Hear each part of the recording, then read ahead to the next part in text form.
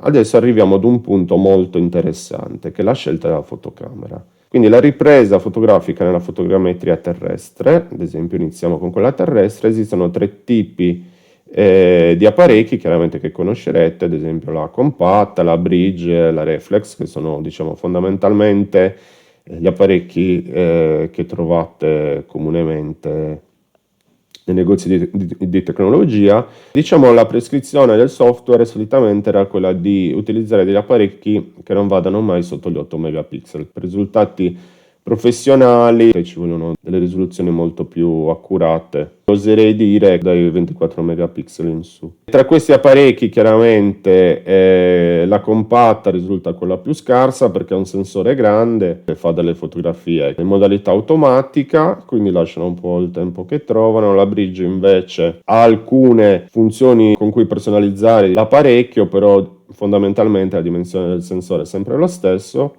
E la reflex invece risulta la soluzione migliore attualmente disponibile. Quindi vediamo la reflex, che è una macchina professionale che è dotata di uno specchio che al momento dello scatto si alza, quindi fondamentalmente abbiamo un ottimo vantaggio perché possiamo dosare la quantità di luce che entra all'interno del sensore, quindi all'interno della nostra fotografia, e poi possiamo utilizzare anche degli obiettivi interscambiabili per giocare anche su quella che è la distanza focale. È possibile in alcuni casi stare più vicini o più lontani, però non perdendo quello che è il dettaglio desiderato. La ripresa fotografica nella fotogrammetria aerea, quindi per risultati professionali vengono sempre più utilizzate le camere anche multispettrali. Questo ad esempio avviene per quanto riguarda l'agricoltura di precisione. Questi apparecchi hanno la particolarità di produrre più di un'immagine simultaneamente, quindi oltre alla classica foto scattata con la modalità RGB, vengono solitamente utilizzate queste altre 4 bande, una verde, una rosso, l'altra red edge e l'altra near che diciamo che è vicina all'infrarosso.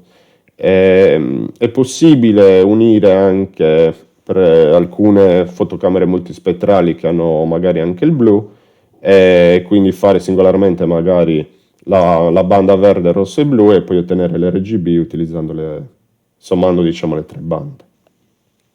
Camere multispettrali però richiedono un investimento compreso diciamo solitamente tra i 3.000 e i 6.000 euro, quindi spesso si preferisce, soprattutto per chi sta iniziando, utilizzare delle fotocamere modificate per l'acquisizione del NIR. Infatti c'è un notevole risparmio, il costo infatti oscilla solitamente tra i 500 e i 2.000 euro, però chiaramente in questo caso è possibile ottenere sempre l'indice NDVI, però anche avendo meno dati di una camera multispettrale. Quindi diciamo questo nel caso che vi richiedano un dato molto particolare pur non avendo troppe specifiche.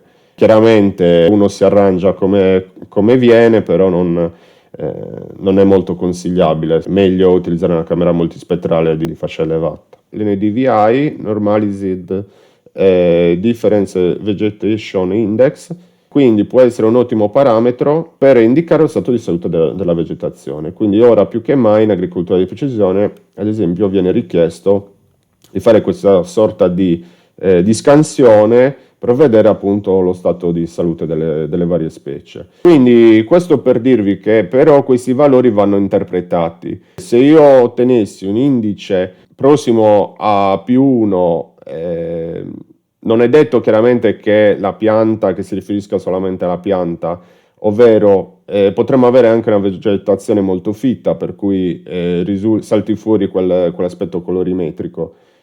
Quindi di volta in volta dobbiamo chiaramente interpretare il dato. Oppure ad esempio se considero delle aree dove appunto non c'è alcuna vegetazione che mi dà appunto -1, chiaramente non è un dato affidabile. Quindi devo valutare di volta in volta dove quell'indice mi viene segnalato, no? Dove quella colorazione mi viene evidenziata.